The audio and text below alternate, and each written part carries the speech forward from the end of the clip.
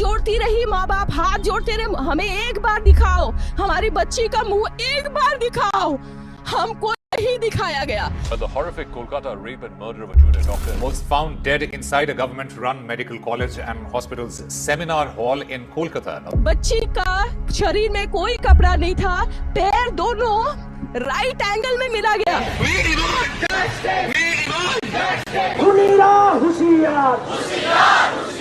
चश्मे को कूटा गया, जिसके वजह से आंखों से खून निकल गया, गला दबाकर मारा।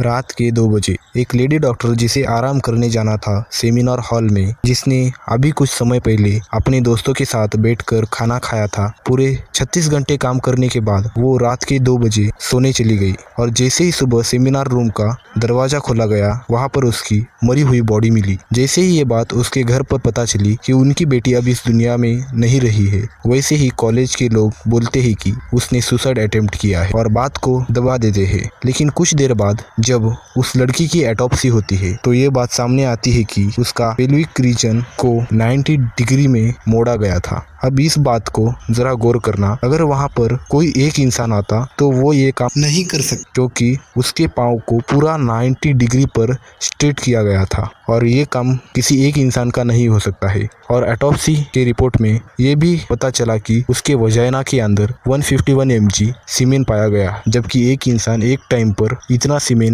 इजैकुलेट नहीं कर पाता है। अब इसके बाद सीसीटीवी चेक हुई और उसमें एक बंदे का नाम आया संजय रॉय, जो कि सेमिनार हॉल के आसपास दिखाई दिया गया था और उसे पुलिस ने गिरफ्तार कर लिया है। और जब इसका बैकग्राउंड चेक किया गया तब सामने आया कि इस संजय रॉय की 4 शादियां होकर टूट गई। इसके मोबाइल से पोर्नोग्राफिक वीडियो ले है। अब ये है डॉक्टर संदीप घोष, ये है मेडिकल कॉलेज के प्रिंसिपल। अब जब जनता इनके ऊपर सवाल करने लगी तब इस प्रिंसिपल ने क्या बोला पता है कि डॉक्टर लेडी को सेमिनार हॉल में सोने की क्या जरूरत थी, जबकि उसकी ड्यूटी 36 घंटे की लग चुकी थी और उसका घर वहाँ से बहुत दूर था, इसीलिए वो लेडी सेमिनार हॉल में ही सो गई थी। अब ये बात वो डॉक्टर घोष कैसे समझ पाते, क्योंकि उनके बेटी के ऊपर ये काम नहीं हुआ है ना, या कोई अदर कंटेस्टेंट उनके ऊपर ये काम नहीं हुआ है। अब ये स्टेटमेंट देखो टाइम्स ऑफ इंडिया का, जिसमें साफ साफ लिखा है कि 75% of Indians are experienced violence, यानी या कभी ना कभी तो वायलेंस हुआ है। और इसका खतरनाक एग्जाम्पल आज आप ये वीडियो देख रहे हो। और यहाँ पर कोलकाता की चीफ मिनिस्टर ममता बनर्जी